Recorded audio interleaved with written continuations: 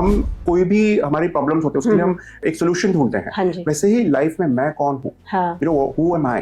And what is the purpose of life? शरीर को जब मृत्यु होती है तो शरीर का क्या होता है उसके बाद में, आत्मा का क्या होता है, आत्मा क्या है, ब्रह्मांड क्या है, ईश्वर कौन है।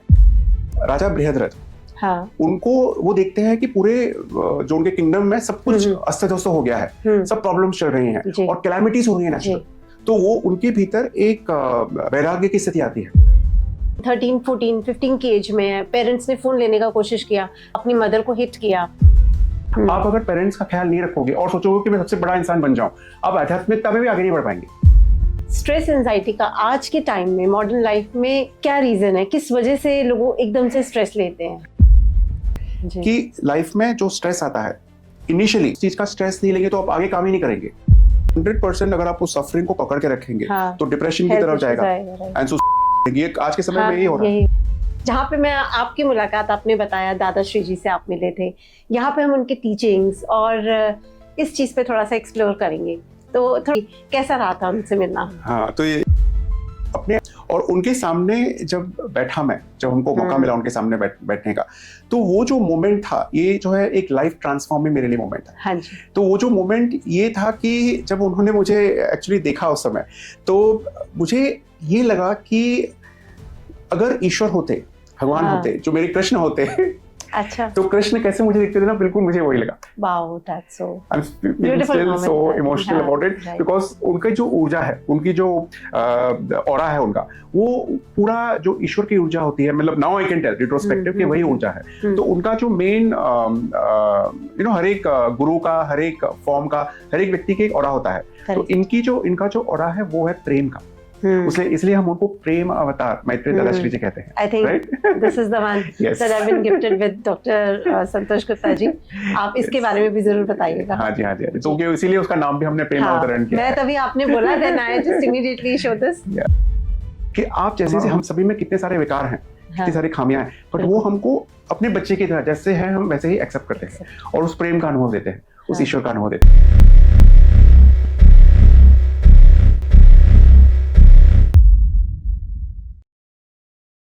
सर्वे भवन्तु सुखिनः, सर्वे सन्तु निरामया, सर्वे भद्राणि पश्यन्तु, मा कश्चित् दुःख भाग् भवेत्. This ancient prayer, which is thousands of years old, is the core of today's conversation. अच्छा करियर, फैमिली, फाइनेंशियल स्टेबिलिटी और मॉडर्न फैसिलिटीज होने के बावजूद भी अगर आपकी लाइफ में सुकून नहीं है, तो वजह क्या है? आज स्ट्रेस एंजाइटी इतनी बढ़ रही है और कहीं ना कहीं हम लोग आज दुनिया भर से कनेक्टेड हैं, लेकिन शायद खुद से बहुत डिस्कनेक्टेड हैं। तो क्या स्पिरिचुअलिटी सिर्फ एक बिलीफ है या आज की ज़रूरत? तो ऐसे ही कुछ सवालों पर बात करने के लिए जो आज के हमारे गेस्ट हैं, ही इज़ डॉक्टर संतोष गुप्ता जी, जिन्हें मित्र सूत जी के नेम से भी जाना जाता है। He is a neuro radiologist, he is a consultant radiologist at prestigious Hinduja hospital and साथ ही साथ वो रिसर्चर भी हैं, वेदांत के स्टूडेंट भी हैं एंड दादा श्री जी के डिवोटी भी हैं। सो लेट्स वेलकम डॉक्टर संतोष गुप्ता जी। नमस्कार सर, वेलकम टू एक्सपर्ट्स विचार। बहुत अच्छा लगा आप आए, आपने टाइम निकाला। And just to start with it, could you please just let us know about your journey. आप डॉक्टर संतोष जी से मित्र सूत तक का सफर कैसे रहा? How is the, you know, what's the transition? Thank you Deepti ji invite करने के लिए, और मौका है हमारे लिए कि कुछ हम जो सीखे हैं और एक दूसरे से डिस्कस करके लोगों को मदद पहुंचे। तो उसके लिए that is our final mission के हम कुछ तो हेल्प पहुंचा सके लोगों के लिए। सो ये हमेशा जब भी मैं कोई भी पॉडकास्ट करता हूँ या शूटिंग करता हूँ तो उसमें यही क्वेश्चन आता है कि ये जर्नी कैसे एक मेडिकल डॉक्टर कैसे स्पिरिचुअलिटी की तरफ आया। तो ये ये ना बहुत बचपन से एक हम सब भारत में जब सब बच्चे जो होते हैं देखते हैं कि पेरेंट्स कुछ ना कुछ मंदिर में जाना, पूजा अर्चना करना, तो ये चलते रहता है, हम सब देखते हैं। तो ऐसा ही वातावरण घर में था। मैं ओरिजिनली मथुरा वृंदावन से हूँ, बट बट ठाकुर जी की नगरी से, या तो but born and brought up in Mumbai. तो पेरेंट्स को देखते रहते थे बचपन से कि वो बाल गोपाल की साधना कर रहे हैं, वो छोटे बाल गोपाल। तो अच्छा लगता था, बट कहीं कनेक्शन नहीं फील होता था। और उन्होंने मुझे कॉन्वेंट स्कूल में डाला था। तो एक है ना डिस्कनेक्ट फील होता था कि कैसे इतनी सारी ये सब पूजा अर्चनाएं कर रहे हैं, बट उसका कुछ मीनिंग क्या है समझ नहीं रहा था। और एक बचपन से ही कहीं ना कहीं ऐसी जिज्ञासा थी कि मेडिकल डॉक्टर मुझे बनना है। हाँ। ये पहले से ही था, ये कुछ मेरा संस्कार कह सकते हैं या मेरी डेस्टिनी कह सकते हैं। तो होता है ना किसी किसी को बचपन से मालूम पड़ जाता है। तो मेरा बहुत स्ट्रांग था, जबकि घर में ऐसा कुछ वातावरण नहीं था। We are from like family where business या फिर जॉब करना वैसा था। तो धीरे धीरे व्हेन आई ग्रो वो इतना दृढ़ निश्चय बन गया कि I have to become a doctor. तो फैमिली का सिचुएशन ऐसा भी था कि मेडिकल कॉलेज का कॉस्ट बहुत होता है, बट आई न्यू के सिचुएशन ऐसा है कि मुझे कोई कैपिटेशन फी कॉलेज में डाल ही नहीं पाएंगे। ये मैंने देख लिया था सिचुएशंस देख के। तो इसीलिए मुझे ये था कि मुझे मेरिट में आके खुद से ही करना पड़ेगा। तो कैसे भी करके like I used to be a bookworm, study for 12 hours and all that. मैंने मतलब कैसे भी दृढ़ निश्चय करके फाइनली देन मेहनत करके क्या I got into merit list and I walked into medical school. Now medical science में इसलिए सब बता रहा हूँ, उसका कुछ कारण है। तो मेडिकल साइंस में ना आपका माइंड एक इंटेलेक्चुअल माइंड बन जाता है, क्योंकि एक साइंटिफिक बेस है। तो हर चीज का एक एविडेंस चाहिए, साइंटिफिक प्रूफ चाहिए। और हमारे जितने भी आध्यात्म की किताबें वो वहां पर ऐसा कुछ हमें सिखाया नहीं गया है, बल्कि वो as it is very very scientific. I will come to it. तो उसी जर्नी में अक्सर अगर मैं आपसे पूछूं कि स्पिरिचुअलिटी में लोग क्यों जाते हैं, शुरुआत कैसे होती है? कहीं ना कहीं मन में कुछ ना कुछ सवाल उठ रहे होते हैं, या फिर खुद की परिस्थिति, लाइफ में कुछ प्रॉब्लम है। लाइफ में प्रॉब्लम तो लाइफ में जो प्रॉब्लम होती है तब हम ईश्वर को याद करते हैं, या फिर कुछ सिचुएशंस आते हैं जब हमें अध्यात्म की तरफ एक खिंचाव होता है, लेके जाती हैं। तो ऐसा ही कुछ सिचुएशंस था। I was in my medical college. तो उसी समय किसी ने मुझे वेदांत के क्लासेस में इंट्रोड्यूस किया। तो पहले तो मैंने मना कर दिया, I said I'm not interested, क्योंकि मैं ऑलरेडी मेडिकल साइंस में इतना कुछ सीख रहा हूँ, was not interested. तो that friend of mine उसने मुझे ट्रिक किया कि एक बार जस्ट आके अटेंड करना। So you will not believe Deepti ji that day when I first time I heard वो जो पूरा जो डिस्कोर्स था वो इतना सुंदर था, और I realized कि अरे भगवद गीता का लेक्चर था विद वेदांत। तो सर ये तो पूरा साइंस है। जो टचवुड जो गुरु मिले उस समय, वही मेरे पास बाद में गुरु भी बन गए कि उन्होंने इतने अच्छे से बताया। तो ये मेरी जर्नी की शुरुआत हुई। और उस समय बिकॉज सी मेडिकल स्टूडेंट होते हैं ना, एज आई सेड बुकवर्म्स, पढ़ाई करते रहना। तो वो मेरे लिए एक मतलब ये बन गया कि मुझे इसको डिस्कवर करना है, ये क्या है करके।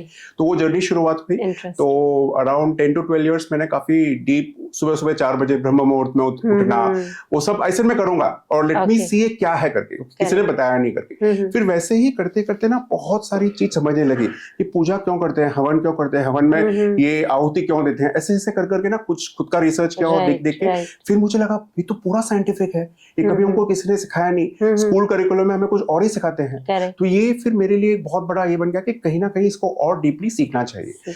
और एक और चीज मैं यहाँ पर ऐड करूंगा कि कॉलेज के अंदर और खास करके मेडिकल कॉलेज में हम लोग लाइक मेल फीमेल्स का रेशियो इक्वल होता है, फीमेल ज्यादा होते हैं। तो बहुत सारे रिलेशनशिप्स वगैरह देखे। और many people they broke up. I saw as you know time passed, relationship break होना, शादी होके डिवोर्स होना। So I was like life में मुझे ये लगता था कि ये सब क्या कर रहे हैं। No, on one side हम we are becoming doctors, on other side we are trying to get out of money, but ये जो खुद को समझना, रिलेशनशिप को समझना, लाइफ के जो प्रॉब्लम्स है उसको, चैलेंजेस को कैसे फेस करना, ये कहीं ना कहीं हो नहीं पा रहा है। So that took me towards mental health and understanding of mental health. तो उसी वेदांत की जर्नी में, गीता की जर्नी में वो जो एक एकदम बहुत अच्छा लगता था, एक शांत एक्सपीरियंस होता था।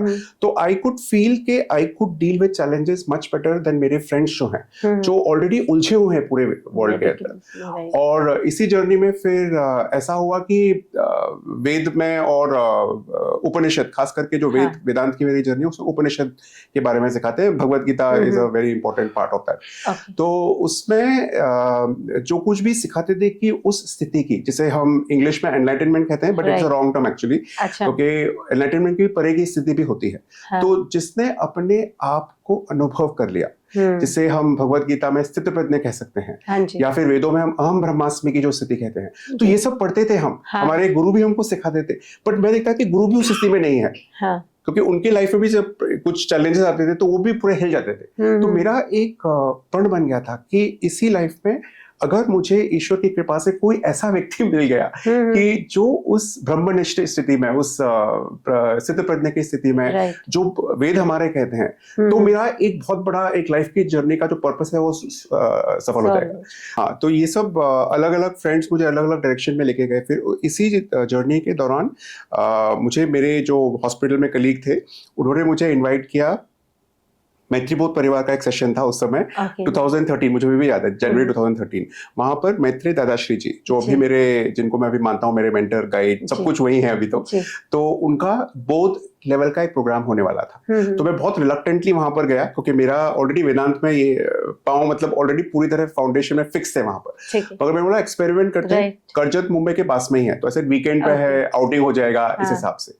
तो जब मैंने दादाश्री जी को पहली बार देखा, वो जो मुझे अभी भी वो जो चित्र है अभी भी याद है कि as if it is real. तो उनके सामने जब बैठा तो दादाश्री जी का, अगर आप ये पिक्चर जो देख रहे हैं उनका ही है, तो वो बहुत एज में कम है, मेरे से भी कम एज के हैं।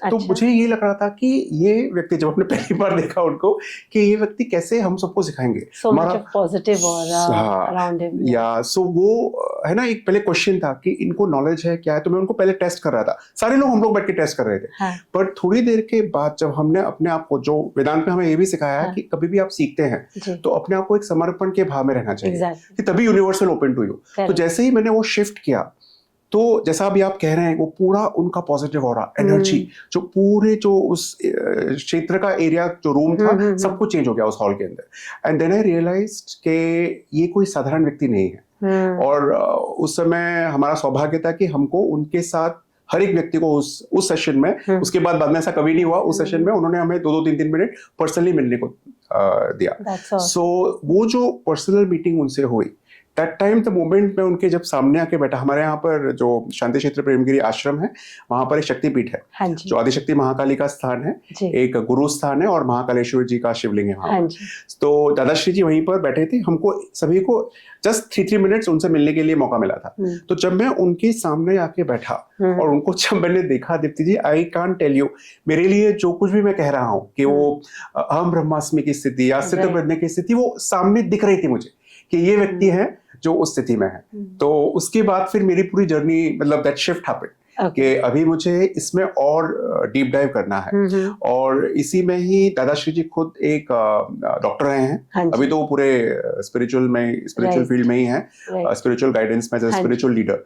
तो because he is a doctor, उन्होंने हमें फिर, because some of us who came as doctors, हमें फिर रिसर्च करने के लिए बताया। तो एक है ना, कनेक्ट होता है। अभी आपको मैं कैसे बता सकता हूँ कि डॉक्टर का ना एक अलग कनेक्ट हो जाता है, birds of same feather, same profession, they flock together.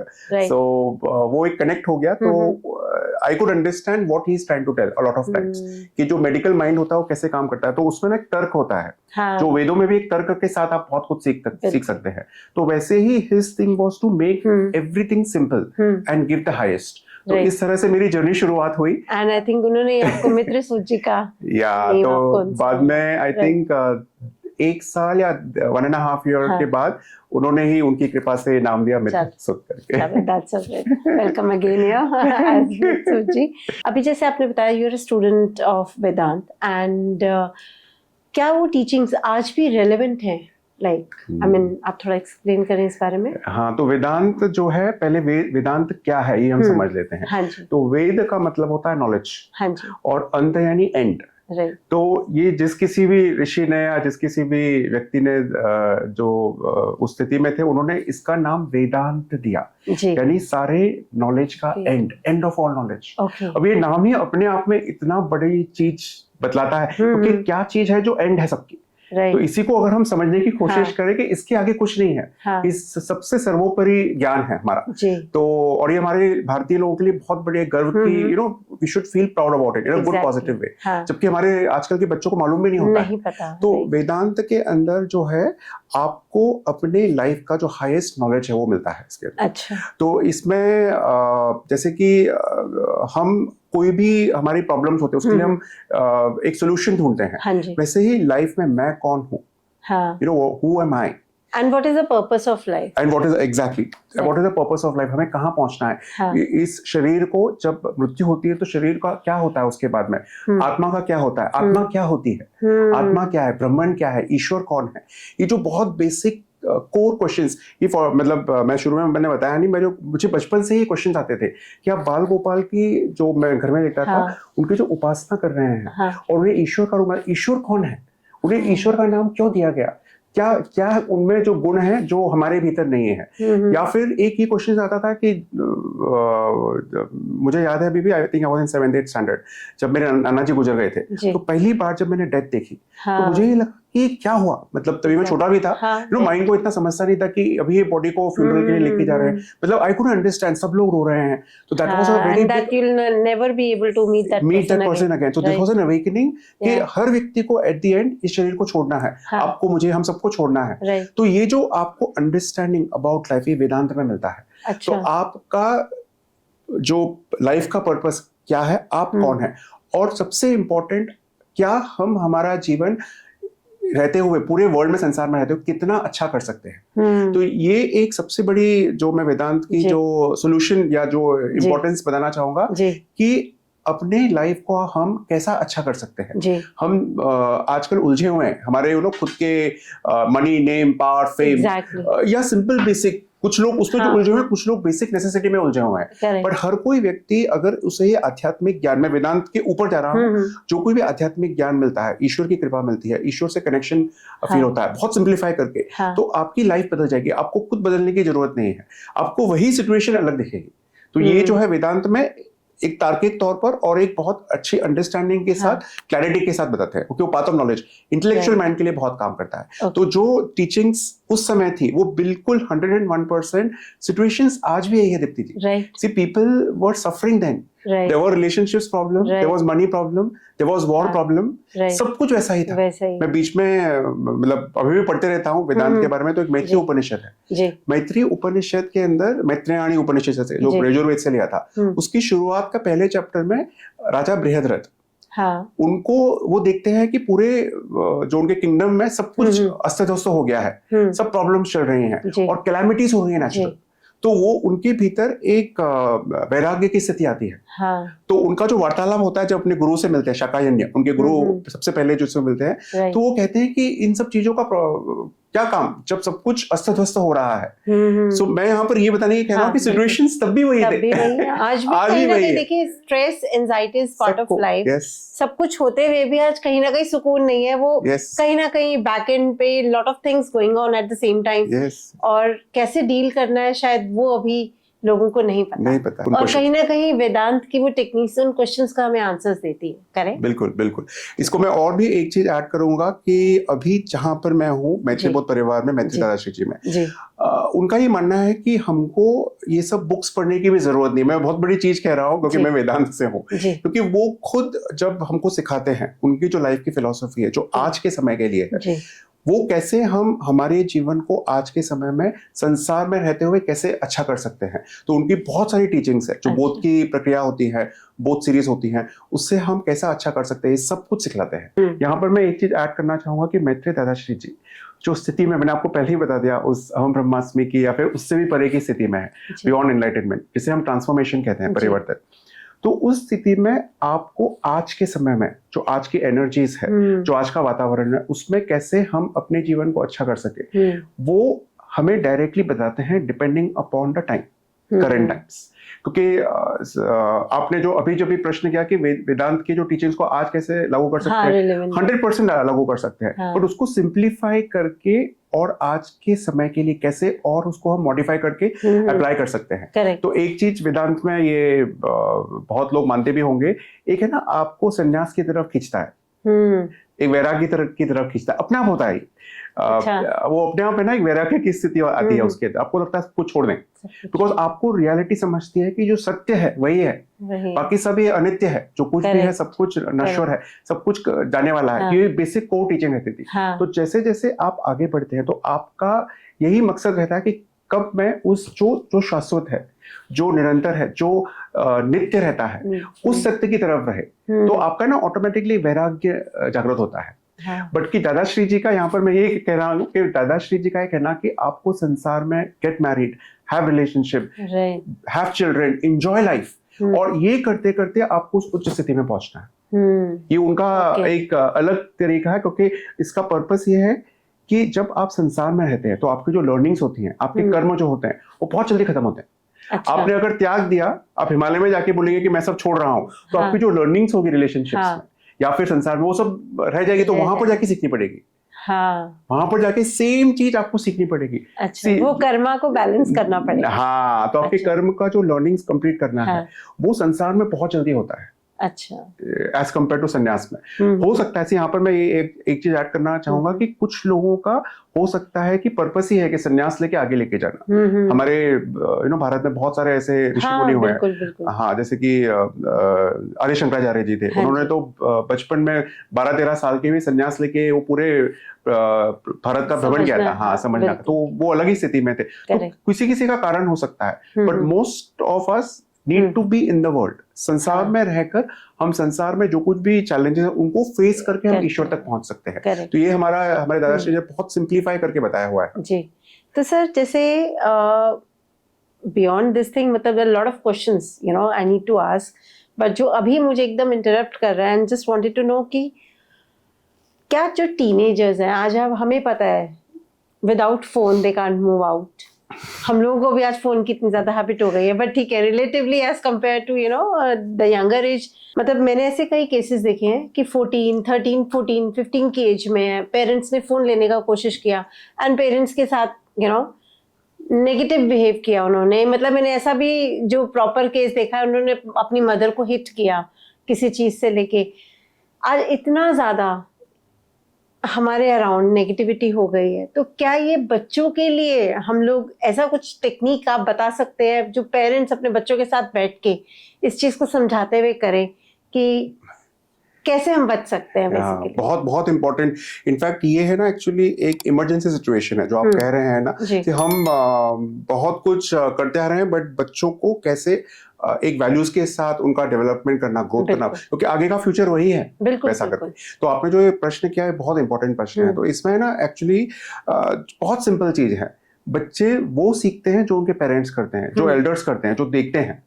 जब मैं मेडिकली साइंस की तरफ लेके जा रहा हूँ, तो बच्चों का जो माइंड होता है ग्रास्प, इट एब्जॉर्ब्स एवरीथिंग। तो एक सिंपल चीज है, पापा या मम्मी बोलते हैं कि झूठ मत बोलना, झूठ मत बोलना, झूठ मत बोलना। फिर तुरंत थोड़ी देर के बाद फोन आता है और बोल देते हैं कि बोल दे उस फोन वाले को मैं घर पे नहीं हूँ। तो छोटा सा बच्चा क्या सीखेगा कि एक तरफ मुझे पेरेंट्स बोल रहे हैं झूठ मत बोलना, बट अभी मुझे झूठ बोलने को कहा। तो चाइल्ड एब्जॉर्ब्स के it is okay to tell lies, you understanding. तो ये जो है ना, उनके ब्रेन के अंदर एक संस्कार बन गया है। तो that is how I am one simple example I am giving. तो ऐसे बहुत सारे एग्जांपल्स है। आज का जो समय है उसमें बच्चों से ज्यादा parents need that upliftment, parents का एजुकेशन करना, और एल्डर्स को किस तरह से वैल्यूज के साथ उनको एक समझाना, उनकी अंडरस्टैंडिंग ठीक करना। जब वो हो जाएगा तो अपने आप फिर बच्चों का होगा।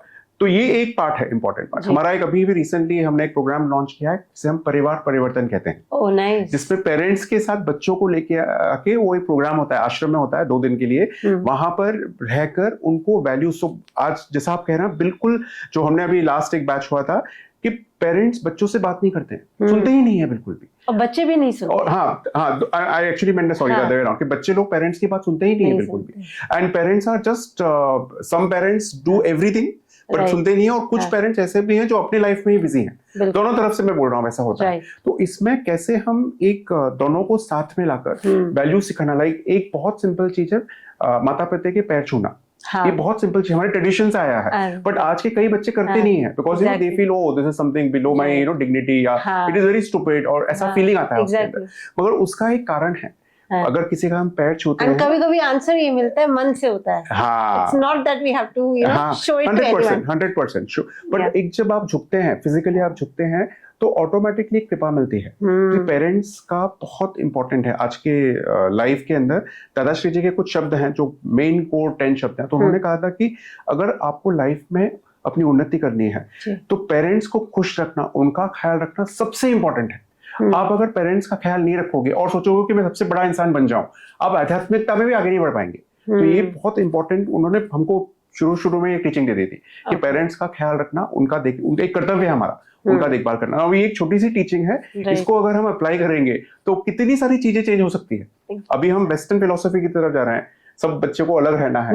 अभी ये जेन जी, जेन मिलेनिया, राइट। सो इसमें ना एक चीज और, क्योंकि मैं यूथ के सेशंस भी करता हूँ, तो आज का जो यूथ है, जो बच्चे हैं, ये मैं अभी उनकी साइड ले रहा हूँ, क्योंकि एक समय था आपके और हमारे समय में नॉलेज इतना इजीली अवेलेबल नहीं था जी।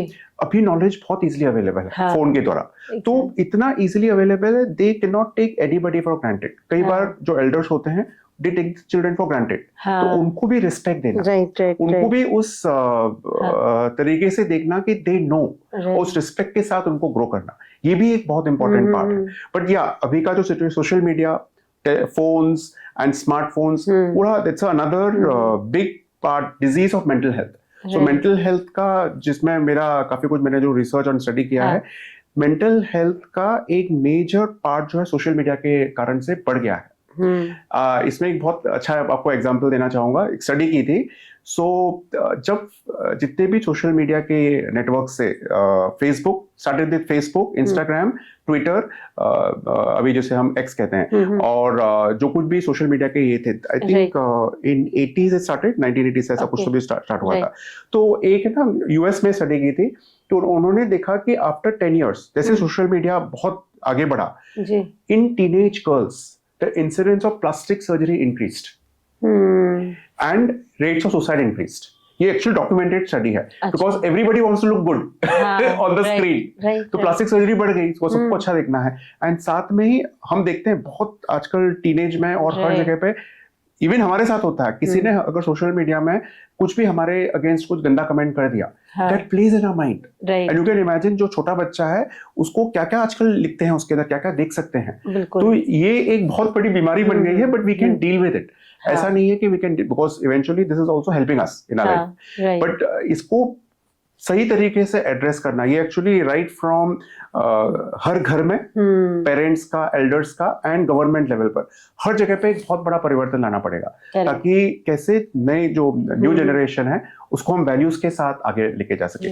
तो हमारा एक मैत्री संस्कार गुरुकुल भी है, जिसमें दादाश्री जी ने apart from all the modern education, जो हमारे वैल्यूज हैं भारतीय संस्कृति के, उनके साथ कैसे बड़ा करना, जैसे कि ये अभी मैंने जो आपको बताया, पैर छूना, यज्ञ करना, हवन करना, और हमारे उसके अंदर काफी संस्कार के वैल्यू सिस्टम है, जो वैल्यू सिस्टम है, उन सबको कैसे हम हमारे जीवन में बचपन से अप्लाई कर सकते हैं। तो ये एक तरीका हो सकता है। मैं बोल रहा हूँ कि जो आपका क्वेश्चन था कि कैसे हम यंग जनरेशन के जो प्रॉब्लम्स है मेंटल हेल्थ के, वो रिजॉल्व कर सकते हैं, ये तो बहुत डिफिकल्ट हो जाएगा, बहुत डिफिकल्ट हो जाएगा। आपका बिल्कुल सही आपने कहा, क्योंकि बच्चे कहीं ना कहीं गलत रूट ले रहे हैं, बिल्कुल, और उनको इस स्टेज पर अगर ठीक नहीं किया तो आगे बहुत मेजर प्रॉब्लम्स हैं जो पेरेंट्स और बच्चे दोनों फेस करेंगे। या बहुत सही कह रहे हैं आप। जी सर, जैसे कि of course being into medical background and आप MRI स्कैन न्यूरो रेडियोलॉजिस्ट हैं, तो ब्रेन का जहाँ पे आप स्कैन आए दिन देखते होंगे, तो पॉजिटिव एंड नेगेटिव स्कैनिंग में आपको क्या डिफरेंस नजर आता है, और जहां आपने ऐसा भी कोई केस देखा हो कि आपने कहीं मेडिटेशन करवा कर उस पेशेंट को कहीं ना कहीं एक पॉजिटिव चेंज देखा हो? हाँ, तो सबसे पहले यहाँ पर मैं ये कहना चाहूंगा कि नॉर्मली जो MRI स्कैन होता है वो स्ट्रक्चरल इमेजिंग होता है, स्ट्रक्चर्स का। हम माइंड का स्टेट देखते नहीं है उसके अंदर। Basically we study brain structures, तो नॉर्मल एनाटॉमी होती है, फिर उसमें अगर इन्फेक्शन है, ब्रेन ट्यूमर है, इन्फेक्शंस है, जो कुछ भी है, हम उसके अंदर, या फिर कुछ एनाटॉमिकल एब्नॉर्मैलिटी, आजकल एपिलेप्सी जिसे हम मिर्गी कहते हैं, एपिलेप्सी, उसमें कुछ फोकल कॉर्टिकल डिस्प्लेसियाज होते हैं जो हम पिकअप कर सकते हैं और सर्जरी के द्वारा वो ठीक हो जाता है। तो वैसे मतलब मैं बहुत सिंपल तरीके से बता रहा हूँ, इट्स अ वास्ट ओशन। तो ये स्ट्रक्चरल अंडरस्टैंडिंग है। फिर इसके बाद धीरे धीरे करके last I think may be 15-20 years में एक फंक्शनल MRI आया। तो फंक्शनल fMRI से, fMRI भी ये बहुत सिंपल वाला है, जो आप कह रहे हैं उसका नेक्स्ट लेवल है, जो आप पूछ रहे हैं कि माइंड का स्टेट, तो वहां तक एक्चुअली हम पहुंचे नहीं है। बट फंक्शनल MRI के अंदर, जैसे कि अभी मैं ये मेरे फिंगर्स है, ये फिंगर्स को मैं बंद कर रहा हूँ, खोल रहा हूँ, बंद कर रहा हूँ, खोल रहा हूँ, तो अभी ये जो मेरा मूवमेंट है हाथ का, इसमें मेरे ब्रेन का कौन सा पार्ट है जो एक्टिवेट होता है, अच्छा, basically which part of the brain is Okay. Making me do this. Okay, तो एग्जैक्टली हम फंक्शनल एमआरआई के द्वारा लोकलाइज करते हैं बहुत अच्छे से। ये बहुत सिंपल होता है, मतलब अभी एडवांस इंस्ट्रूमेंट में हो जाता है। जी, तो अगर आपके समझो ब्रेन में कोई ट्यूमर है जो वो हाथ के हिस्से के पास में है, जी, तो हम फंक्शनल एमआरआई करके डॉक्टर सर्जन को पहले से बता देते हैं कि जो हाथ का एरिया है वो हाँ। इतने डिस्टेंस पे है या उससे चिपक के है। तो अच्छा, जब सर्जन ऑपरेट करेगा तो उसको छोड़ देगा, फिर उसको अलग तरीके के ट्रीटमेंट के लिए। ओके, कितना अमेजिंग है ना। एग्जैक्टली, फिर ऑलटुगेदर, जो राइट, लैंग्वेज का एरिया, जैसे कि अभी हम बात कर रहे हैं, आप सुन पा रहे हैं जी, या फिर आप देख रहे हैं, हाँ। तो इनके सबके एरियाज को हम बहुत अच्छे से फंक्शनल एमआरआई द्वारा डिटेक्ट करके बता कर सकते हैं। तो हम ट्यूमर का या जो कुछ भी रहता है उसका जी। एरिया बताते हैं कि जी। इसके इतने डिस्टेंस में। जी, ये काफी टाइम से है। ठीक है, नाउ माइंड का जो स्टेट है, हम्म, माइंड का स्टेट को पकड़ना बहुत मुश्किल है, बहुत अच्छा। मुश्किल है। सो जो रूटीन एमआरआई के अंदर बहुत मुश्किल है। इसमें कुछ हद तक जो हमारे साइकोलॉजिकल टेस्ट होते हैं, साइकेट्री का फील्ड है, वहां पर क्वेश्चन आंसर्स के द्वारा होते हैं, बट अच्छा, इन फंक्शनल एमआरआई उसमें डिटेक्ट करना बहुत मुश्किल है। अच्छा। बट अभी नहीं, अभी उसी में ही एक फील्ड आया है जिसे हम रेस्टिंग स्टेट फंक्शनल एमआरआई कहते हैं। तो जब अभी जैसे कि हमें भी शूटिंग यहाँ पे चल रही है, जी, आपको मुझसे बात करनी है, तो आपका ब्रेन का कुछ पार्ट है जिसे हम टास्क पॉजिटिव नेटवर्क कहते हैं, वो पूरा एक्टिवेट रहेगा। ओके, आपको आपका अवेयरनेस अभी यहाँ पर मुझसे बात करना है, नेक्स्ट क्वेश्चन क्या पूछना है, वो सब भी चल रहा होगा। मेरा भी ये चल रहा होगा कि मुझे आपसे बातचीत करके आपको आंसर जो है सही तरीके से देना जी। है। मैं मेरी वॉइस के ऊपर, मेरे थॉट प्रोसेस के ऊपर भी अवेयर हूँ, करेक्ट, राइट। तो ये हमारा टास्क पॉजिटिव नेटवर्क हो गया। अच्छा, Now, अभी मैं आपको ये कहता हूँ कि दीप्ति जी, ये पॉडकास्ट खत्म हो गया, अभी हमको सिर्फ बैठना है, कुछ भी नहीं करना है, आंख बंद करके ऐसे बैठ हाँ। जाओ। तो जब आप ऐसे ही बैठेंगे तो आपका एक नेटवर्क होता है जिसे हम डिफॉल्ट मोड नेटवर्क कहते हैं, हाँ, जिसे हम रूमिनेशन कहते हैं, ड्रे ड्रीमिंग कहते हैं, ओके, अलग अलग वर्ड्स यूज करते हैं। तो उस समय आपका एक ब्रेन का नेटवर्क अपने आप एक्टिवेट होता है। Now, what has been found बहुत इंटरेस्टिंगली कि जो पर्सन से सिजोफ्रेनिया है, साइकेट्रिक प्रॉब्लम है, हाँ, अल्जाइमर्स डिजीज है, जी, या फिर कोई व्यक्ति स्ट्रेस से पूरी तरह से तनाव से ग्रस्त है, versus some person who is in a very profound spiritual state, उन सबका डिफॉल्ट मोड नेटवर्क अलग अलग तरीके से काम करता है। हाँ, राइट, तो ये रिसर्च चल रही है अभी। मतलब Okay. मैं ये कहना चाहूँ कि मेरा ये, I am one of the very few people who in Mumbai, I'm saying Right. there are many people in India who are doing it. Right. Some few of us are doing in it's just coming up in India अभी जो है बहुत तेजी से आया नहीं, but there are many ji. people who are doing it. But ji. abroad very amazing, मैं यहाँ पे शेयर करना चाहूंगा हाँ जी सर, कि Germany and US हाँ, major research are being done there on seeing how meditation, ध्यान के द्वारा हमारे जो आध्यात्मिक क्रियाएं, उनके द्वारा आपके ब्रेन का डिफॉल्ट मोड नेटवर्क कैसे बदल सकता है। ये हमारी क्रियाएं हैं। बिल्कुल, बिल्कुल, मतलब मुझे बुरा लगता है, हाँ। बट इट इज फाइन कि सभी Right. हम एक ही हैं, बट हमने ये इसका आविष्कार किया। आज हाँ। इंटरनेशनल योगा डे है। हाँ, राइट, योग हमारे भारत से आया है, ध्यान हमारे भारत से आया है, जी, बट अभी हम कहाँ से सीखते हैं? वेस्टर्न बुक्स से सीखते हैं। राइट, उनका स्टैम्प लग के आता है, तब हम करते हैं। तो वैसे ही ये जो जितने भी रिसर्च हो रहे हैं, ये यूएस, जर्मनी, यूरोप, वहां पर हो रहे हैं, अभी इंडिया में भी होने लग गए हैं। जी, तो इसमें आपके मेंटल स्टेट का कुछ हद तक जी। हम अंडरस्टैंडिंग ला सकते हैं, जी। फिर भी इतना डीपली नहीं करते हैं। कुछ हमारे एक ऐसे इंस्ट्रूमेंट है, जैसे कि आई डोंट नो, आप जानते हो, किलियन जी। फोटोग्राफी बोलते हैं, किलियन फोटोग्राफी। तो आप ये शायद किलियन नाम होगा उसका, मैं एग्जैक्टली सर। नाम नहीं, किलियन फोटोग्राफी बोलते हैं। तो ओके, उसमें ना आपका ऑरा दिखते हैं। हाँ, नाउ ये मेरे एलोपैथी फील्ड का पार्ट नहीं है, बट बहुत ठीक लोग है। इसे यूज करते हैं, आपके हाँ। आपके चक्रास का अलाइनमेंट, आपका एनर्जी लेवल कितना है, ऑरा कितना है, ये सब देख सकते हैं। जी, फिर ईईजी जो होता है, ब्रेन का हाँ, इलेक्ट्रोएन्केफेलोग्राफी, उसमें हमारे अलग अलग प्रकार के अल्फा, बीटा, थीटा, डेल्टा, ये जी। अलग अलग गामा, ये सब वेव्स होती हैं। जी, तो ये कहीं अभी इसका भी रिसर्च चल रहा है कि कैसे ये वेव्स के द्वारा हमारे मेंटल स्टेट को बदलाता है। जब आप डीप मेडिटेशन में होते हैं तो कहते हैं delta wave is like going deep into the ocean, यानी आपके डीप। तो जब आपका डेल्टा वेव्स एक्टिवेट होता है, तो जो आपका क्वेश्चन था, तो वो हम इनडायरेक्टली बोल सकते हैं that person is in a very deep positive state, वैसे करके। तो ये इनडायरेक्ट मेथड्स है अच्छा। जिसके द्वारा हम बता रहे हैं, बट इसका बहुत मेजर रिसर्च हो रहा है, बहुत मेजर रिसर्च हो रहा है, ठीक है। खास करके abroad, to help again humanity के किसके द्वारा हम हाँ। मेंटल हेल्थ को इम्प्रूव कर सकते इम्प्रूव कर सकते हैं। तो सर बेसिकली अगर ये पूछा जाए तो स्ट्रेस एंजाइटी का आज के टाइम में, मॉडर्न लाइफ में क्या रीजन है, किस वजह से लोग एकदम से स्ट्रेस लेते हैं? हाँ, ये एक्चुअली मतलब इतना रेलेवेंट क्वेश्चन है आज के लिए, जी। और साथ में इसको ना थोड़ा अंडरस्टैंड करना पड़ेगा। जी, तो सिंपल तरीके से, मतलब मैंने काफी सेशंस किए हैं उसके हुए, तो मैं इसलिए एक सिंपल आपसे भी प्रश्न करूंगा। मैं हमेशा ये प्रश्न करता हूँ कि स्ट्रेस कब आता है आपको? स्ट्रेस तो हम जानते हैं कि एक मेंटल स्ट्रेन है, तो स्ट्रेस कब आता है? बहुत सिंपल, अगर आपको ये आंसर मिल जाएगा ना कि कौन कौन सी सिचुएशन है, तो फिर आपको उसका आंसर भी वहीं पर रहेगा जब आपको मालूम पड़ेगा कि कारण क्या है। तो स्ट्रेस कब आता है आपको? बेसिक थिंग्स मतलब जब ऑफ कोर्स किसी टास्क को कर रहे हैं, मैं वो पूरा नहीं कर पाई, और कहीं ना कहीं एकदम से एंजाइटी होके अरे ये नहीं हुआ वो नहीं हुआ, तो उस चीज को लेके वो बढ़ता गया। तो अभी मैं यही भी आपको पकड़ता हूँ, आपका टास्क कंप्लीट नहीं हुआ, आपका माइंड एंजाइटी या स्ट्रेस में गया, यानी कि आपका एक एक्सपेक्टेशन था अपने आप से कंप्लीट करने का। तो एक्सपेक्टेशन, आंसर है एक्सपेक्टेशन। तो अभी आप देखेंगे जब कभी भी आप किसी भी सिचुएशन से, किसी भी व्यक्ति से, किसी या फिर अपने आप से अगर एक्सपेक्टेशन ज्यादा करते हैं, तो 101% आपको स्ट्रेस आएगा। बिकॉज हम एक्सपेक्ट करते हैं सामने वाला व्यक्ति जैसा मैं चाहूँ वैसा भी बिहेव करे, वो होता ही नहीं है कभी कभी नहीं होगा वो। तो और फिर तो आपको स्ट्रेस आएगा ही। वैसे ही हम अपने आप से भी, जैसा कि आपने अभी अपना एग्जांपल दिया, आपका अपने आप से एक्सपेक्टेशन है ना। यहाँ पे हम नेगेटिव पॉजिटिव की बात नहीं कर रहे हैं, सिंपल चीज, that is the cause. Cause of stress is expectation. So there is a basically, इसको और अच्छे से समझे कि we have a demand from people, from situation और फ्रॉम माई सेल्फ। लोगों के, व्यक्तियों के द्वारा या किसी वस्तु के द्वारा या फिर अपने आप से हमारा डिमांड है, एक एक्सपेक्टेशन है, डिमांड है कि जब आपका डिमांड बढ़ जाता है और आप खुद या फिर वो व्यक्ति या फिर वो वस्तु वो दे नहीं पा रहा है, तो जब ये इम्बैलेंस होगा तो स्ट्रेस होगा।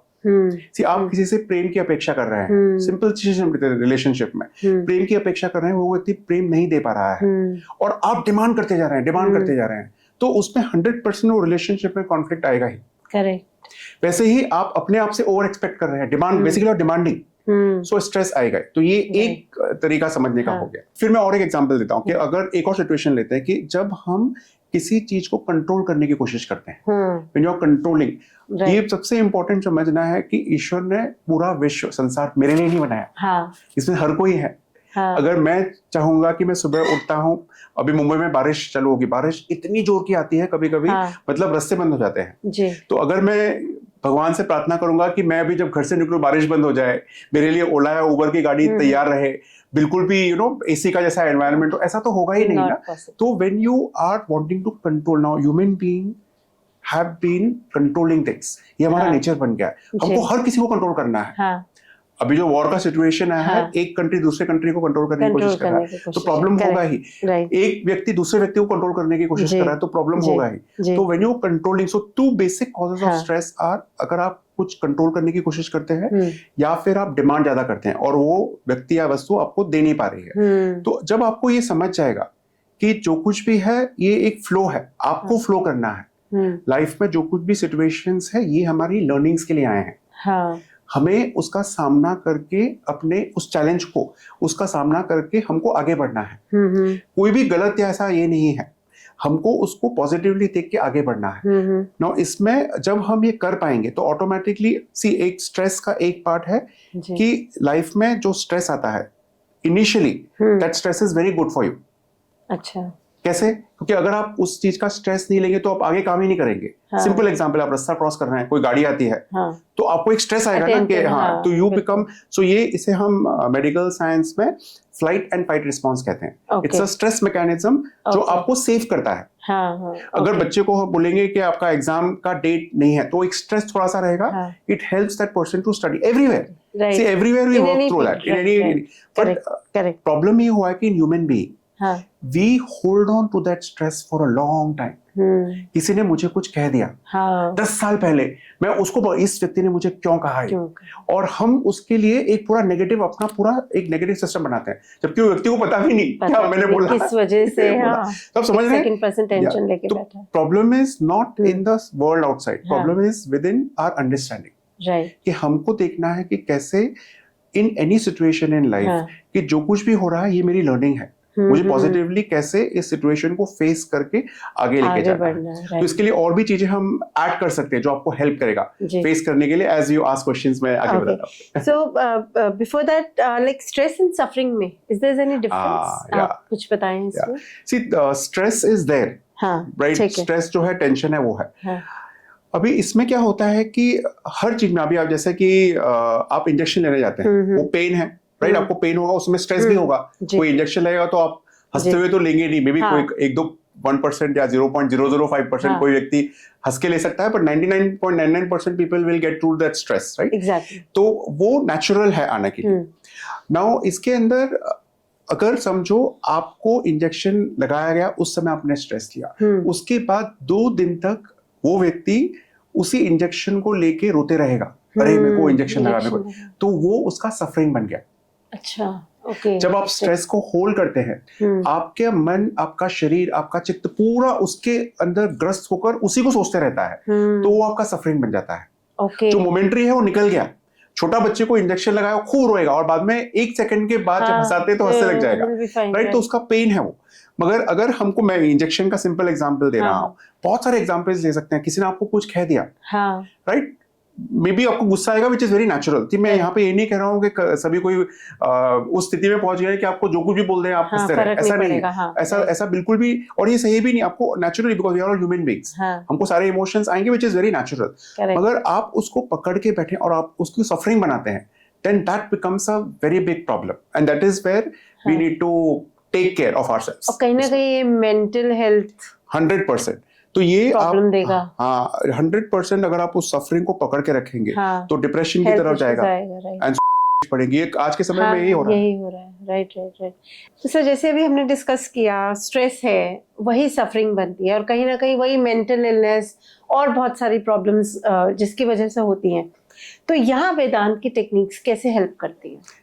तो इसमें वेदांत का, जैसे मैंने कहा था, ये एक ज्ञान का मार्ग है जी। तो एक अंडरस्टैंडिंग लेकर आना कि लाइफ में, मैं वेदांत का खाली ले रहा हूँ, तो वेदांत में एक बहुत क्लियर चीज का जो हमें समझ मिलता है जब आप वेदांत के कोर टीचिंग्स में चले जाते हैं, कि जो कुछ भी विश्व में हम जो देख रहे हैं, जो कुछ भी हो रहा है, ये जो कुछ भी हो रहा है, इसके हमको ऊपर उठकर उस ब्रह्म की तरफ, ब्रह्म जिसे हम कहते हैं, ब्रह्मन कहते हैं, या ईश्वर, या निर्गुण निराकार, जिसे, क्योंकि वेदांत के अंदर खास करके निर्गुण निराकार के स्वरूप को माना गया है, फॉर्म के रूप को नहीं माना गया है, बट फॉर्म के रूप को भी इक्वली इंपॉर्टेंस देते हैं उसके अंदर। तो आप जब उस सत्य को, बेसिकली द एटर्नल ट्रुथ, उसको कनेक्ट करते हैं, तो ये सब चीजें ना बहुत छोटी लगती है।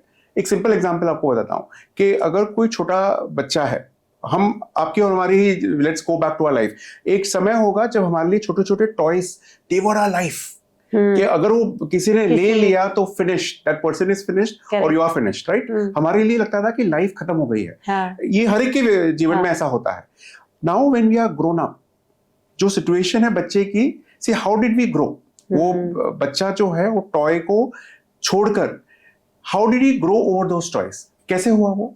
ऑफ कोर्स जब लाइफ आगे बढ़ी, उसके लिए कुछ और चीज इंपॉर्टेंट बड़ी हो गई है। तो he realized, the child realized, he और शी रियलाइज्ड कि ये जो चीजें हैं, ये these are not really important for me, these toys are not my life, my life has a bigger purpose, which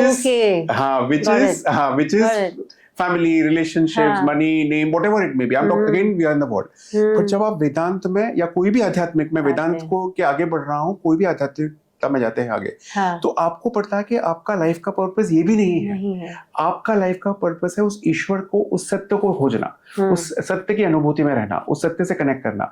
तो आप समझ रहे हैं, जैसे वो टॉय छूट गया, वैसे ही सारा संसार जो है, आप संसार में रहेंगे, हर कुछ काम करेंगे, बट आपके लिए कोई अगर छोड़ के चला गया, दुख होगा, पर उसको आप पकड़ के नहीं रखेंगे। जो हमने सफरिंग की बात की, see it is very natural. Again, मैं मेडिकल डॉक्टर भी हूँ, I am just living a normal life, तो सफरिंग होगी ही, बट आप उसको पकड़ के लाइफ लॉन्ग सफरिंग ना बनाए, उसको उस सफरिंग को से हमको छोड़ के आगे बढ़ना। और ये जब ही होगा जब आपको इस बात का पूरी तरीके से आभास है, एक आत्मसात जिसे हम कहते हैं ना, आपकी बीइंग का पार्ट बन जाएगा कि पूरे जीवन का सत्य वही है, वही ईश्वर है। तो जब ये आपको, मतलब आपके भीतर बैठ गया, तो आपको कोई चीज हिला नहीं सकती है, फिर आप स्ट्रेस फ्री। तो ये वेदांत का पार्ट जो है, ये यहाँ पर बहुत हेल्प करता है। मगर इसको कैसे अप्लाई करना है, इसको सिंप्लीफाई करने के लिए मैं कहूंगा कि मैत्रीबोध परिवार में बहुत अच्छे तरीके से, सिंपल तरीके से हमको अलग अलग स्टेप्स के द्वारा बताया गया है। That's so nice, very nicely explained, sir. So this one is the last question for this segment, जहां मैं आपसे ये जानना चाहूंगी, हम लोग आपने काफी केस सुने होंगे, देखिए कोटा में या और भी, अभी नीट को लेके कितना प्रॉब्लम क्रिएट हुआ, एग्जाम को लेके, नीट एग्जाम को लेके कहीं ना कहीं बच्चे इस चीज में अपनी लाइफ को स्पॉइल कर रहे हैं, अपना मतलब सुसाइड कर रहे हैं इस चीज को लेके। बहुत दुख लगता है अपनी लाइफ को ऐसे खत्म कर देना, जहाँ माँ बाप के लिए बहुत बड़ी सफरिंग है। तो एक मैसेज आपके थ्रू इस चीज में मैं पेरेंट्स तक, बच्चों तक आपसे चाहती हूँ, जहाँ आप उन्हें गाइड करें कि शायद ये इन चीज का अंत नहीं है। आप प्लीज बताएं। तो जो अभी हम डिस्कस कर रहे थे, इसी को ही आगे लेके जाकर, ये बहुत बहुत इंपॉर्टेंट चीज है, क्योंकि जब तक से हमने हमारे लॉन्जेविटी बोलते हैं ना, कि हमारी लाइफ बड़ी कर ली, कितनी सारी चीजें हासिल कर ली, हम अभी मार्स में पहुंचने की कोशिश कर रहे हैं, बट ये सिंपल चीजें हमारे जीवन का जो स्ट्रेस है, डिप्रेशन है, और ये जो देखते हैं सुसाइड रेट वगैरह बढ़ना, and not only for NEET exam, या बच्चे जो पढ़ रहे हैं किसी भी सिचुएशन में कहीं कोई प्रॉब्लम हो गई, just thinking that I think this is the end of the life, I think this is not right. बिल्कुल भी आपने बिल्कुल सही कहा। तो सबसे पहले मैं स्पिरिचुअली बताता हूँ कि खुद को, हमको लाइफ को एंड करने का जो ये अथॉरिटी है, अधिकार ये है ही नहीं। करेक्ट। हम सब जो है यहाँ पर ईश्वर के बच्चे हैं, हम कुछ यहाँ पे सीखने के लिए आए हैं। हमारा ये टेम्परेरी घर है और यहाँ से हमको आगे हमारे एक्चुअल जो घर है वहां पर जाना है। इसको और सिंपल तरीके से समझेंगे कि हमको यहाँ पर लाइफ में हमारा जो पर्पस है उसको कंप्लीट करना है। इसमें अपने लाइफ को अंत करने का बिल्कुल अधिकार नहीं होता है। बहुत सिंपल है, लाइफ में हर किसी के प्रॉब्लम आता है, इसको फेस करना ही लाइफ है, ये कर्म भूमि है। तो बच्चों और पेरेंट्स को ये बहुत इंपॉर्टेंट संदेश देना चाहूंगा कि आपकी लाइफ में एग्जाम ये एंड नहीं है, ये एक पड़ाव है जिसमें आपको आगे बढ़कर जो कुछ भी आपका जो करिकुलम है या जो कुछ भी आपका पर्पस है, जो आपका फील्ड है, वहां पर आपको सक्सेस लेके आना है। तो एग्जाम जो है ये बहुत एक सिंपल एक पाथवे है, वहां पर लाइफ को एंड करना एक सबसे बड़ी स्टुपिडिटी है। आज का समय ये एक हम जानते हैं कि एक समय था जब मेडिकल फील्ड में आना या इंजीनियरिंग फील्ड में आना या फिर आर्ट्स, ये तीन ही ब्रांचेस थे। अभी तो इतने सारे ब्रांचेस हो गए, इट्स फाइन कंप्लीटली। अगर आप एक एग्जाम में फेल होते हैं, कुछ और कर सकते हैं। बहुत सिंपल चीज मैं बताना चाहूंगा यहाँ पर फिर से कि जो कुछ भी आपके साथ लाइफ में हो रहा है उसको एंजॉय करते हुए आगे बढ़िए। ये आपका एक चीज के अंदर फेल हुए, जब फेलियर होता है तो फेलियर एंड नहीं है, उस फेलियर के बाद बहुत कुछ बड़ा आने वाला होता है फेलियर के द्वारा। तो आपका ये मैं बहुत इंपॉर्टेंट चीज बताना चाहूंगा कि एग्जाम में पास होना या एग्जाम में टॉप में आना, ये बिल्कुल हमारा मकसद नहीं होना चाहिए। पेरेंट्स को बच्चों को बिल्कुल प्रेशराइज नहीं करना चाहिए। यहाँ पेरेंट्स का बहुत बड़ी रिस्पॉन्सिबिलिटी होती है। पेरेंट्स है ना, अलग अलग तरीके से प्रेशराइज करते हैं बच्चों को, डायरेक्टली नहीं बोलेंगे, बट उनके शब्दों में या फिर सिचुएशंस ऐसे क्रिएट करना कि ये आपका एंड ऑफ लाइफ है। तो बच्चा हमने इतना पैसा लगा दिया है, हमने ऐसा कर दिया है, तुम्हें करना ही पड़ेगा, तुम ये सब चीजें छोड़ो, बस इस पे फोकस करो। ठीक है, कहीं ना कहीं मैं कहूंगी पेरेंट्स भी अपनी जगह किसी हद तक सही है, क्योंकि वो अपने बच्चों के चाहते हैं आगे वो ग्रो करें, बट बच्चों को साथ है ना, और इस चीज को लेके पॉजिटिव रह के आगे नेक्स्ट एग्जाम की तैयारी करें, नेक्स्ट टाइम आप रीअपेयर करें। एंड एक चीज बोलूंगी, ये वक्त है, गुजर जाएगा, उस टाइम को निकाल लें, बिल्कुल भी टेंशन ना लें। लेट्स जस्ट ऐड हियर कि हर एक समय ना, ये आध्यात्मिकता में सिखाते हैं और हम सब जानते हैं कि एवरीथिंग एंड्स। करेक्ट। जो कुछ भी आपको लग रहा है, हमको लग रहा है कि ये हमारा समय खराब है, 101% एक समय आएगा जब ये अंत होगा इसका। तो आपको देखना है कि जो एक बहुत अच्छी चीज मैं यहाँ पर बताना चाहूंगा, जब वो नीचे का पार्ट आता है ना, व्हेन यू आर इन अ लो, उस समय एक्चुअली आपको बहुत अपॉर्चुनिटी मिलती है कि कैसे मैं ग्रो करूं। जब सोना होता है, सोने को तोड़ कर तभी वो उसका ग्लो आता है, वैसे ही आपको पॉजिटिवली लेके आगे बढ़ना है। तो ये ना दोनों अगर साइड समझेंगे, बच्चों को भी समझना है कि it is fine, so what, आगे और भी अपॉर्चुनिटी, मे बी कोई तो हमें नई अपॉर्चुनिटी बेहतर होगा। एग्जैक्टली, क्योंकि भगवान कहते हैं, ये हमने सुना है ना कि अगर आपकी पसंद का नहीं कुछ मिला तो शायद भगवान ने आपके लिए कुछ इससे बहुत बेहतर सोच रखा होगा। बिल्कुल भी ना घबराएं। And with this let's just move on to the next segment. And मुझे लगता है I think this would be the most important segment of our podcast, जहाँ पे मैं आपकी मुलाकात, आपने बताया दादा श्री जी से आप मिले थे, यहाँ पे हम उनके टीचिंग्स और इस चीज़ पे थोड़ा सा एक्सप्लोर करेंगे। तो थोड़ा सा प्लीज बताएं, आप थोड़ा सा वो फर्स्ट उनकी मीटिंग का आप दोबारा से बताइए इन शॉर्ट की कैसा रहा था उनसे मिलना। हाँ, तो ये मतलब जब मैंने उनको पहली बार हाँ सेशन में देखा, हाँ जी, तो एक सेशन में ना एक माइंड क्यूरियस होता है जिसमें हाँ। हम यही देखते रहते हैं कि एक जजमेंट आती है कि ये कैसे बोलेंगे, क्या करेंगे, सारे लोगों का आंसर दे पा रहे हैं कि नहीं। हाँ। तो मैं उस स्टेट में था और मेरा एक खुद का, मैं कहूंगा कि एक ईगो कह सकता हूँ कि पहले से इतना कुछ वेदांत का पढ़ा हुआ था, तो मैं ना एक जजमेंट में था कि वो कैसे आंसर कर रहे हैं। वो नेचुरली एक हो जाता है वैसे करके। बट वेदांत ने ही मुझे ये सिखाया था कि एक सरेंडर के, समर्पण की स्थिति में भी रहना चाहिए जब कोई व्यक्ति बोल रहा है, खास करके जब उनको वो गुरु का स्थान दिया है, उस पदवी पर है। तो ये मेरे भीतर धीरे धीरे आया, थोड़ा समय लगा। और जैसे ही मैंने अपने आप को उनको समर्पण करने की कोशिश की, एक कोशिश ही की थी कि मैं कोशिश करता हूं कि जो वो कह रहे हैं उनको पूरी तरह आत्मसात कर पाऊं, सुन पाऊं। तो वो पूरा वातावरण बदल गया। और उनके सामने जब बैठा मैं, जब हमको मौका मिला उनके सामने बैठने का, तो वो जो मोमेंट था, ये जो है एक लाइफ ट्रांसफॉर्मिंग मेरे लिए मोमेंट था। हाँ जी। तो वो जो मोमेंट ये था कि जब उन्होंने मुझे एक्चुअली देखा उस समय, तो मुझे ये लगा कि अगर ईश्वर होते, भगवान होते, जो मेरे कृष्ण होते, अच्छा, तो कृष्ण कैसे मुझे दिखते थे ना, बिल्कुल मुझे वही लगा। Wow, that's so I am feeling still so emotional about it, because उनका जो ऊर्जा है, उनकी जो ऑरा है उनका, वो पूरा जो ईश्वर की ऊर्जा होती है, मतलब now I can tell retrospective कि वही ऊर्जा है। तो उनका जो मेन हर एक गुरु का, हर एक फॉर्म का, हर एक व्यक्ति की एक ऑरा होता है। तो इनका जो ऑरा है वो है प्रेम का। इसलिए हम उनको प्रेम अवतार मैत्रेय दादाश्री जी कहते हैं। I think this is the one that I've been gifted with Dr. संतोष गुप्ता जी। आप इसके बारे में भी जरूर बताइएगा। हाँ जी। तो इसीलिए उसका नाम भी हमने प्रेम अवतरण किया है। मैं तभी आपने बोला, then I just immediately show this.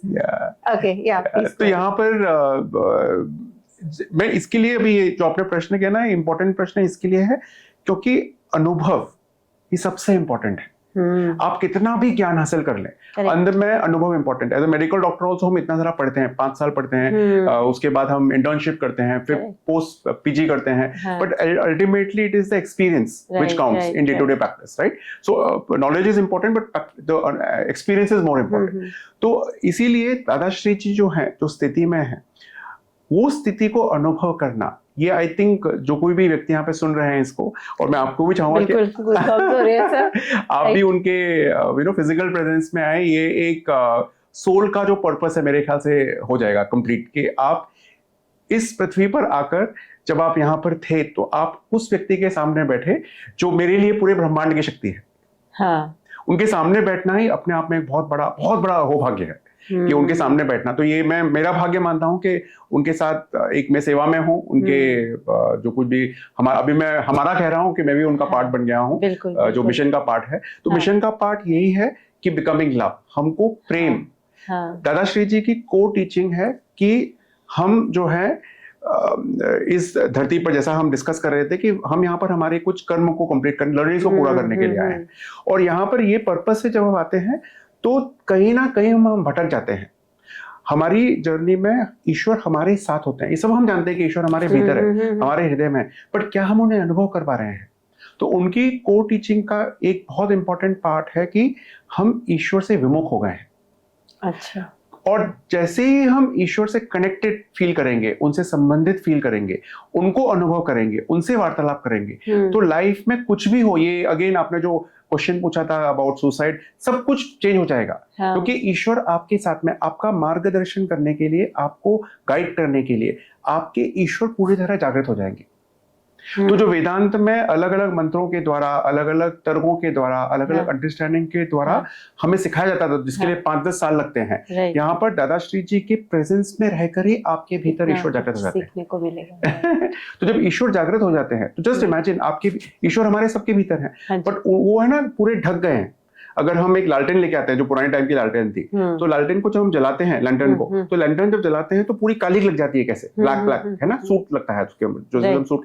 तो हमारी तो काली कितने जन्मों से लगी हुई है, जो ज्योत है वो दब गई है। तो ईश्वर को जागृत करना, तो दादाश्री जी के सामने जब बैठते हैं, जब उनके सामने में बैठा, तो वो ज्योत पूरी तरह मेरी जागृत हो गई, इज व्हाट आई फील, जो उनकी ही कृपा से जागृत हुई। और यही हर किसी के साथ होता है। हाँ। तो हमारे जो बोध के सेशंस में हम बहुत सारी इंटेलेक्चुअल अंडरस्टैंडिंग देते हैं अबाउट लाइफ, जो प्रैक्टिकली लाइफ में क्या करना चाहिए, स्ट्रेस के बारे में, हमारे कर्म के बारे में, हाँ। हमारी लर्निंग्स के बारे में। तो राइट। एक पार्ट होता है जिसमें इंटेलेक्चुअल अंडरस्टैंडिंग देते हैं, और उसके बाद फिर हम अलग अलग प्रकार के ध्यान कराते हैं, जो बोध, खास करके जो बोध की प्रक्रिया होती है। हाँ। और उसके बाद में एंड में एक प्रोसेस होता है जो दादाश्री जी की कृपा से होता है, जिसे हम मैत्री शक्ति प्रवाह कहते हैं। अच्छा। तो शक्ति प्रवाह एक डिवाइन एनर्जी ट्रांसफर है।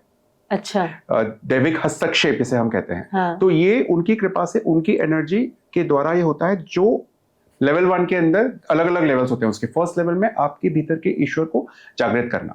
तो आपके ईश्वर आपके भीतर जागृत, तो ये सबसे पहले ईश्वर को जागृत करना होता है। ईश्वर है, बट उनको हमको अवेकन करना है। और फिर उसके बाद नेक्स्ट लेवल में हम शुद्धि करते हैं, प्यूरिफिकेशन, और फिर डिवाइन पथ, ऐसा कर करके अलग 7 लेवल्स है बोध के, तो वहां पर हम लेके जाते हैं। तो ये एक बहुत सिंप्लीफाइड तरीके से आज के समय में, करंट टाइम्स के अंदर ना, this is what is needed, कि आपको ईश्वर से कनेक्ट करना है, ईश्वर के प्रेम को ना। यहाँ पर ईश्वर का जो प्रेम है वो अनकंडीशनल होता है और अनलिमिटेड होता है। हम जो प्रेम अनुभव करते हैं संसार में, जो प्रेम होता है उसका एक लिमिट होता है, और वो कंडीशन के साथ आता है। बिल्कुल है ना, कि आप अगर मुझे इस तरीके से प्रेम करेंगे तभी मैं आपको प्रेम करूंगा, या जो मैं आप चाहता हूँ या चाहती हूँ, जैसा आप मैं करना चाहता हूँ वैसा आप करेंगे तो ठीक है। जैसे वो पर्सन बदल जाता है तो प्रेम भी बदल जाता है, वो कंडीशन आ जाता है। तो जब आप उस स्थिति में रहेंगे कि आप हर एक व्यक्ति को एक्सेप्ट करेंगे जैसा है, which is how Dadashri ji accepted us. तो दादाश्री जी के सामने आप बैठेंगे तो आपको वहां पर जो एक्सेप्टेंस है कि आप जैसे से हम सभी में कितने सारे विकार हैं, कितनी सारी खामियां हैं, बट वो हमको अपने बच्चे की तरह जैसे हैं हम वैसे ही एक्सेप्ट करते हैं, और उस प्रेम का अनुभव देते हैं, उस ईश्वर का अनुभव देते हैं। That's so awesome, very beautifully explained again. So अगर मैं यहाँ ये पूछूं, क्या ये रेकी के साथ कनेक्शन डेवलप किया जाता है? हाँ, तो इसमें अच्छा क्वेश्चन है। तो ये मैंने रिसर्च किया था इसके अंदर। तो ये ना बहुत सारे अलग अलग एनर्जीज के एक यू कैन से टेक्निक्स हो सकते हैं। तो रेकी एक टेक्निक है। तो जहां तक मैंने स्टडी किया, again I am not an expert, तो मैं जो कह रहा हूँ वो गलत भी हो सकता है। तो जहां तक रेकी जो है, मैंने रेकी के लोगों से बात किया, जो रेकी के मास्टर्स है उनसे बात किया था। तो ये आपके शरीर के ना 5 कोश होते हैं, जो अन्नमय होता है, फिर प्राणमय होता है, मनोमय, विज्ञानमय और आनंदमय, ये 5 कोश होते हैं। तो जो रेकी का पार्ट होता है ना, वो प्राणमय कोश वहां पर ज्यादा के काम करता है, ऊपर के लेयर्स में। It is very powerful, but वो ऊपर के लेयर्स में काम करता है। जबकि हमारा शक्ति प्रवाह आपकी जो लास्ट कोश है, आनंदमय कोश के भीतर आपकी जो आत्मा है, वहां पर जाके काम करता है। तो they are all good, I would say. तो मैं अभी यहाँ पर ये भी नहीं कहूँगा रेकी इज लोअर या हमारा बड़ा है, इट्स अ डिफरेंट। तो ये फिर किस टेक्निक के थ्रू किया जाता है? तो ये मैत्री शक्ति प्रवाह जो है एक डिवाइन एनर्जी ट्रांसफर, जैसा मैंने कहा। तो ये कोई व्यक्ति आता है जो हाथ रखता है। तो ये दादाश्री जी की जो ब्लेसिंग कुछ लोगों को दी है, साधकों को दी है, तो वो जो है अपना हाथ उस व्यक्ति के ऊपर रखते हैं, और एक प्रोसेस होता है पूरा। जो 7 डिसाइपल्स आपने नहीं, बहुत सारे लोग हैं, बहुत सारे लोग हैं पूरे वर्ल्ड में, हमारे सेंटर सब जगह वी हैव पीपल। तो वो उनकी फिजिकल प्रेजेंस में जब कभी भी आए होंगे, तो he has initiated a few people for giving this process. तो उनके द्वारा जब हाथ रख के, तो ये प्रोसेस वो जानते हैं, this is like a very secret process, तो हाथ रख के फिर होता है। जी। तो इसका भी हमने रिसर्च किया, जो फंक्शनल एमआरआई की आप बात कर रहे थे, फंक्शनल एमआरआई, साइकोलॉजी, और इसका मैत्री शक्ति प्रवाह के बाद जो ट्रांसफॉर्मेशन कैसे होता है, उसका भी हमने रिसर्च के द्वारा डॉक्यूमेंट किया है। Great sir. सो यहाँ पे अगर आप बताएं, मित्र सूची का जो आपको नेम मिला, आपके लिए वो क्या है?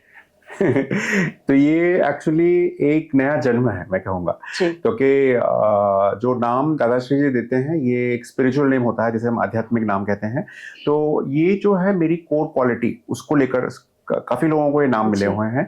तो इसके काफी सारे फीचर्स हैं जो मैं बदला नहीं पाऊंगा अभी, क्योंकि वो स्पिरिचुअल और एक अलग लेवल पर आगे की जर्नी के लिए होते हैं। बट सिंपल तरीके से ये इम्पोर्टेंट चीज जो प्रैक्टिकली मैं इसे अप्लाई करता हूँ, कि मेरा जो मिशन के अंदर जो रोल है, और जो मुझे अभी इस लाइफ में मुझे जो काम करना है, वो इस नाम के द्वारा काम करना है। तो ये नाम के अंदर शक्ति है, बहुत बड़ी एक ब्लेसिंग भी है साथ में। तो जब ये नाम के द्वारा मैंने जो कुछ भी किया है, उनकी शक्ति साथ में रहती है, तो एक पॉजिटिविटी की तरह, और आगे मिशन को लेके जाने के लिए बहुत हेल्प मिलती है। That's so awesome. And Dadashri जी की जो टीचिंग्स है, उसमें आपके लिए सबसे बड़ा लेसन अभी तक आपके लिए क्या है? तो इसमें काफी सारी चीजें हैं एक्चुअली, बट सिंपल तरीके से आप अगर पूछते हैं कुछ फ्यू थिंग्स, तो मेरे लिए सबसे बड़ा है उनका एक जो प्रेम अवतार जो नाम दिया हाँ है, जी। उनके प्रेम को अनुभव करना। Okay. आई थिंक अगर हमने उसे एक्चुअली अनुभव कर लिया, हाँ, जो टीचिंग के भी परे है, हाँ, तो हमारी लाइफ का पर्पस जो है वहां पर अपने आप सेट हो जाता है। We will reach there someday. okay. तो ये एक चीज है। दूसरी चीज जी। है कि जो मैंने उनसे सीखी है इज एक्सेप्टेंस। सभी को एक्सेप्ट करना, तो उसी को कनेक्ट करके हमारा जो मैत्रीवत परिवार का जो मिशन है वो वन वर्ल्ड वन फैमिली का है। तो आज जो भी वॉर सिचुएशंस हो रहे हैं वो दो कंट्रीज में, और घरों में जो कोई भी झगड़े हो रहे हैं, लड़ाइयां हो रही हैं, जहाँ भाई भाई एक दूसरे से झगड़ता है, उसका कारण यही है कि हम एक दूसरे के भीतर भेद देखते हैं। जबकि दादाश्री जी कहते हैं we are all one. Correct. तो हम सब एक ही हैं, one world one family one truth एक ही सत्य है। तो ये बहुत बड़ी चीज है। अगर हम इसे अप्लाई कर पाए तो आई थिंक ये पूरा whole world will change. Exactly. Sir, in general अगर आप कोई एक्सपीरियंस शेयर करना चाहें, किसी से आप मिले एंड किस तरीके से आपके द्वारा दी हुई सीख, दादाश्री द्वारा दी गई सीख से उनको काफी कुछ आपने चेंज देखा, ट्रांसफॉर्मेशन उनकी लाइफ में। यस। वैसे बहुत सारी चीजें हैं बताने के लिए, बट अभी मैं आज का ही इंसिडेंट बताता हूँ। आज एक अगेन दादाश्री जी की कृपा से हमें एक मौका मिला था। आज इंटरनेशनल योगा डे है। हाँ जी। तो मैंने जाके एक ध्यान का सेशन किया था for some very important people, and काफी लोग थे, 50 लोग थे। एंड हमारा एक मकसद रहता है कि जो दादाश्री जी का जो कोई भी हम इवेंट करते तो उनका इसेंस जो है वो वैसा का वैसा पहुंचे वहां पे। तो बहुत अच्छे से अपने आप को प्रिपेयर करके मैंने जब किया वहां पर, उधर हर जगह पे कुछ ना कुछ साउंड ठीक नहीं है, माइक ठीक नहीं है,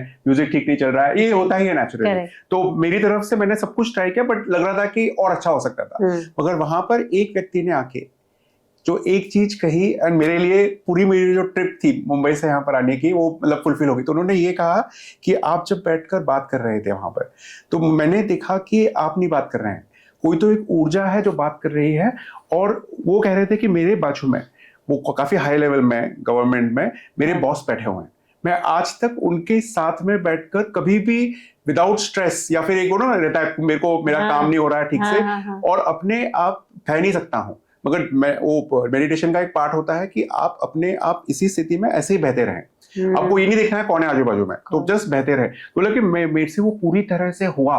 और पहली बार मैंने इसे एक उसमें पार्ट आता है जब आपको फोकस करना पड़ता है भ्रूमध्य पर, तो ही एक्चुअली सॉ डिवाइन लाइट। ही सर मैंने वो जो लाइट थी वो पूरा मेरे भीतर देखी। तो ये एक बहुत बड़ी चीज। And he kept on telling कि ये आपने किया सर, मैंने नहीं किया है, मैं तो एक माध्यम हूँ। देन ही सेड कि आप मुझे अभी समझ रहा है माध्यम थे, बट आपके दादाश्री जी की जो कृपा है वो कहीं से आ रही थी। तो ये मेरे लिए मैं कहूंगा कि आज के लिए because it is so fresh and I was like thankful Dadashri ji again कि यहाँ पर आकर एक भी व्यक्ति को मैं वो दे पाया जो उनकी कृपा थी। तो मेरा पर्पस था। That's awesome. आई थिंक कहीं ना कहीं हमारा पॉडकास्ट आज जो लोग सच में जानना चाह रहे हैं what is the purpose of life and किस तरह से हम दादाश्री जी से जुड़ के, हम मैत्रीबोध परिवार से जुड़ के कितना कुछ सीख सकते हैं, तो I think that would be great. Thank you so much for coming, sir. It's an honor for our channel and for me to have you. Thank you so much. Thank you, Dipti ji, for this opportunity. And again, mental health related जो भी हमने बात की है, हो सके तो ये अगर किसी भी एक व्यक्ति के पास ये मैसेज पहुंच जाता है कि this is not the end. बहुत कुछ है लाइफ में एंजॉय करने के लिए, just be happy and enjoy your life. Thank you.